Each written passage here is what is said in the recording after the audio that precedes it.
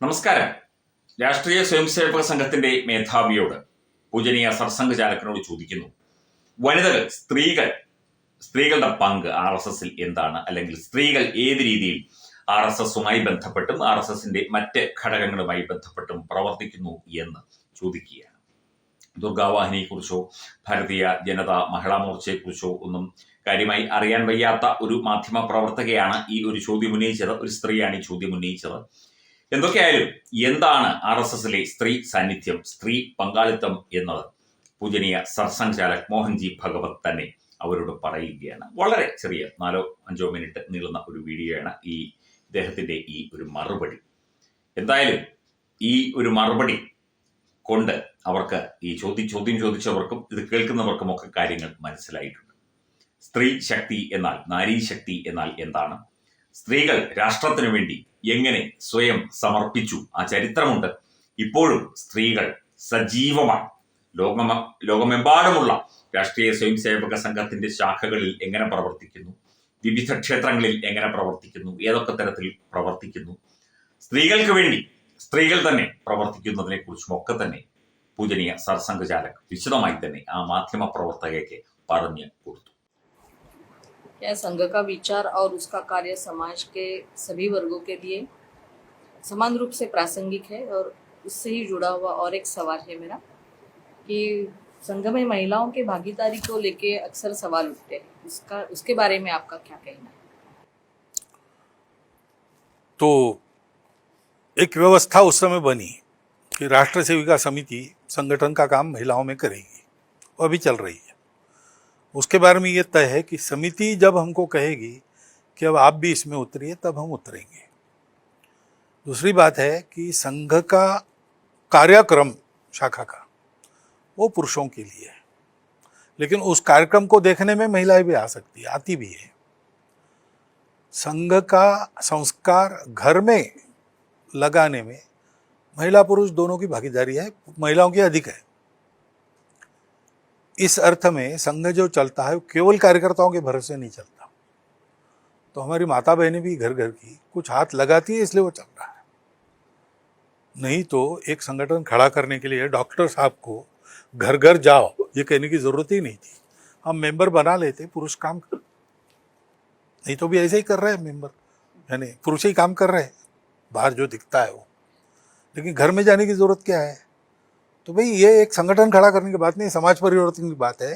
समाज में महिला पुरुष दोनों है।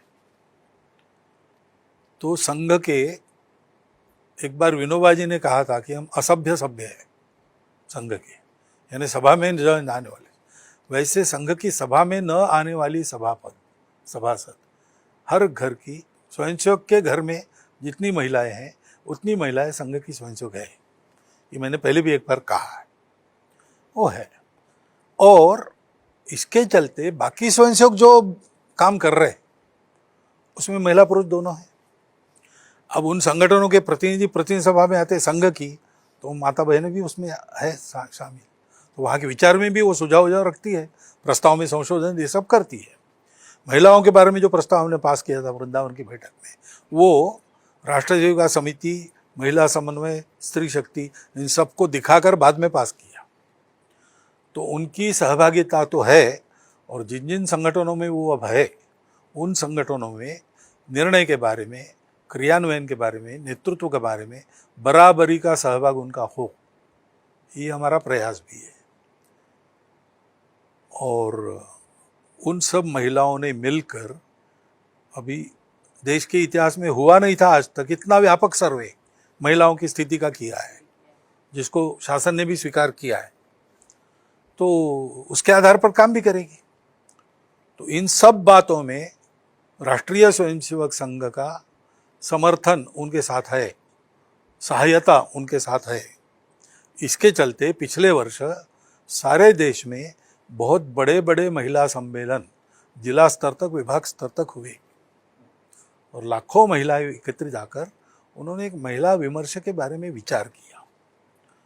तो भारत का अपना एक, भारत की संस्कृति पर आधारित और अत्यंत प्रासंगिक और अचूक ऐसा निदान है, उसका एक विमर्श है। वो विमर्श उन्हीं के द्वारा खड़ा होगा। हम ये मानते हैं कि महिलाओं का उद्धार पुरुष नहीं करते हैं, और महिला अपना उद्धार करेगी, सबका उद्धार उसमें आ जाएगा। इसलिए हम उन्हीं को प्रधानता देते हैं और वो जो करना चाहती है उसमें सहायक बनते हैं। उसके लिए उनको कुछ शक्ति चाहिए, सशक्त बनाते हैं, ये हम करते हैं। बाकी व्यवस्था के नाते संघ की शाखाओं में महिलाएं ये अगर करना है तो महिलाओं को तय करके हमको बताना पड़ेगा, यानी समिति को तय करके हमको बताना पड़ेगा, तब वो होगा। संघ में महिलाएं हैं, स्वयंसेवकों के घर में जितनी है उतनी पक्की है। ഇതിൽ കൂടുതൽ ഒരു മറുപടി ഈ വിഷയവുമായി ബന്ധപ്പെട്ട് ഈ ചോദ്യവുമായി ബന്ധപ്പെട്ട് വേണം എന്ന് തോന്നുന്നില്ല. കാരണം RSSന്റെ മേധാവി തന്നെ RSSലെ സ്ത്രീ സാന്നിധ്യത്തെക്കുറിച്ച് വിമൻസ് റോൾ ഇൻ രാഷ്ട്രീയ സ്വയംസേവക സംഘം ആൻഡ് അതർ ആക്ടിവിറ്റീസ് എന്നതിനെക്കുറിച്ചാണ് കൃത്യമായി തന്നെ മോഹൻജി ഭാഗവത് തുറന്ന് പറഞ്ഞത്, വെളിപ്പെടുത്തിയത്.